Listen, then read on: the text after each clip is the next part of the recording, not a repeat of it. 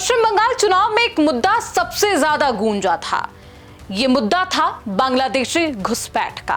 BJP लगातार आरोप लगाती रही कि खुली सीमा की वजह से अवैध घुसपैठ, तस्करी और नकली नेटवर्कों का जो खेल है वो चल रहा है। चुनावी मंचों से बार बार कहा गया कि अगर सरकार बनी तो भारत बांग्लादेश सीमा पर बची हुई फेंसिंग का जो काम है वो संपन्न कराया जाएगा, कंप्लीट कराया जाएगा। लेकिन अब मुश्किलें कहां हैं और बांग्लादेश के विदेश मंत्रालय के सलाहकार जो है वो क्या कह रहे, धमकी दे रहे। धमकी में उन्होंने क्या कुछ कहा है आज बताएंगे इस रिपोर्ट में। बहुत स्वागत है आपका। आप देख रहे हैं प्राइम न्यूज का डिजिटल प्लेटफॉर्म। मैं हूं आपके साथ श्रुति अंकर। अब इस पूरे मामले को लेकर जब शुभेंदु अधिकारी मुख्यमंत्री बनते हैं, शुभेंदु अधिकारी के नेतृत्व वाली नई सरकार ने बीएसएफ को जमीन ट्रांसफर कर बाकी बची सीमा पर फेंसिंग का फैसला तेज कर दिया है कि काम इस पर जल्द से जल्द किया जाए। मामला फिर सुर्खियों में आ गया, लेकिन कहानी यहां खत्म नहीं होती क्योंकि बांग्लादेश की तरफ से भी इस पर प्रतिक्रिया आने लगी है। ढाका का कहना है कि अंतर्राष्ट्रीय सीमा से जुड़े मामलों पर सीधे केंद्र सरकार से बात होती है, राज्य सरकार से हमें क्या लेना देना। शुभेंदु अधिकारी कौन होते हैं इन तमाम फैसलों को लेने वाले? जी हां, अब ये कहा जा रहा है। साथ ही बांग्लादेश ने संकेत दिए कि अब पहले वाला वो बांग्लादेश नहीं है, यानी सीमा पर भारत के लिए हर कदम पर नजर रखी जाएगी। अब इस पूरे मामले में हुमायूं कबीर ने धमकी दे दी है। हुमायूं कबीर बांग्लादेश के नेता अब अपनी हद पार कर चुके हैं। विदेश मामलों के सलाहकार हुमायूं कबीर ने भारत के साथ सीमा विवादों पर धमकी दे दी।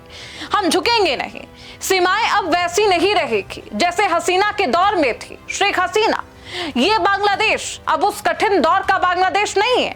हम अब मूक दर्शक बने नहीं रहेंगे। देश की अपनी योजनाएं हैं। अगर लोगों को मारा गया और सीमा पर धकेला गया जैसा कि हमने हसीना के समय देखा था, तो सीमाएं उस स्थिति में वापस नहीं लौटेंगी। हम चुप बैठकर सब कुछ देखते नहीं रहेंगे। ये बयान है बांग्लादेश से आया तो सियासी हलचल तेज हो गई।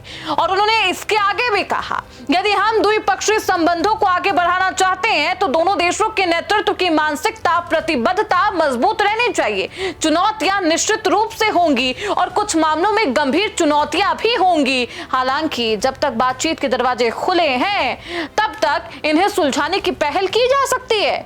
हम उनके पश्चिम बंगाल यानी कि आंतरिक जो राजनीतिक मामलों में नहीं अपनी नजर डालना चाहते हैं, अपने आप को इसमें उलझाना चाहते हैं। हम एक सौहार्दपूर्ण माहौल में काम करना चाहते, रहना चाहते हैं। बांग्लादेश की तरफ से यह बयान आता है जब शुभेंदु अधिकारी इस पूरे मामले पर फैसला लेते हैं। लेकिन अब सवाल यह है कि क्या बची हुई 560 किलोमीटर से ज्यादा सीमा पर फेंसिंग जो करना है वो आसान काम होगा? जवाब है बिल्कुल नहीं।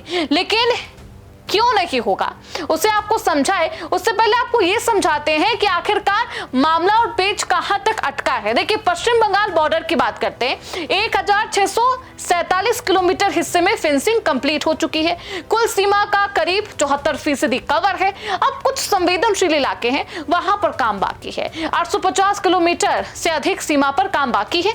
इनमें से 569 किलोमीटर हिस्सा पश्चिम बंगाल में है। 174 किलोमीटर इलाका बेहद कठिन है। दरअसल भारत बांग्लादेश सीमा का एक बहुत अहम हिस्सा पश्चिम बंगाल से गुजरता है।